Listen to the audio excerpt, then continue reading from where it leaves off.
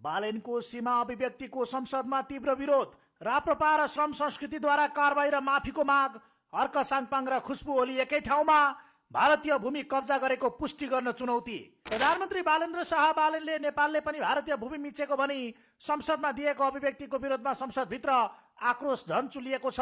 मंगलबारको प्रतिनिधि सभा बैठकमा राष्ट्रिय प्रजातन्त्र पार्टी रासपाकी प्रमुख सचेतक खुशबु ओली र श्रम संस्कृति पार्टीका अध्यक्ष हर्क साङपाङले प्रधानमन्त्री शाहको कडा आलोचना गर्दै प्रश्न उठाएका छन्। बैठकमा विशेष समय लिएर बोल्दै राप्रपा प्रमुख सचेतक खुशबु ओलीले आफ्ना नेताको गलत अभिव्यक्तिको बचाउ गर्ने नाममा राष्ट्रिय स्वतन्त्र पार्टी रासपाका नेता कार्यकर्ताहरू देश विरुद्ध नै प्रमाण खोज्न हिँडेको भन्दै कडा आपत्ति जनाइन्।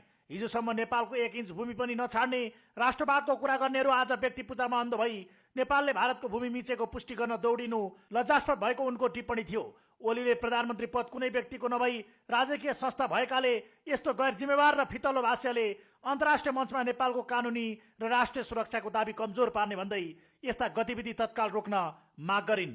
यसैबीच श्रम संस्कृति पार्टीका अध्यक्ष एवं सांसद हर्क साङपाङले प्रधानमन्त्री शाहले आवेगमा आएर बिना प्रमाण बोलेको भए संसदमा मात्र नभई 3 करोड नेपालीसँग माफी माग्नुपर्ने माग गरे।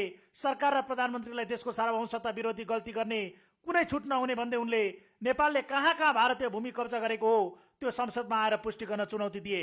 सांसद साङपाङले प्रधानमन्त्री शाहको संसद हाजिरीमाथि समेत ठूलो कानुनी प्रश्न उठाउँदै सभामुखसँग अभिलेख माग गरेका छन्। संसद नियमावलीको नियम 4(1) अनुसार बैठकमा बस्नु अघि हाजिरी अनिवार्य भएको र यदि प्रधानमन्त्रीले हाजिर नगरेको खण्डमा उनी प्रतिनिधि सभा सदस्य नरहने दाबी साङपाङले गरे। संविधानको धारा 77 को 1(ग) अनुसार संसद सदस्य नरहेको हकमा प्रधानमन्त्री पदबाट मुक्त हुनुपर्ने कानुनी व्यवस्था रहेको भन्दै उनले प्रधानमन्त्री अहिलेसम्म कति पटक संसदमा आए र कति पटक हाजिर गरे त्यसको विवरण तत्काल सार्वजनिक गर्न माग गरे।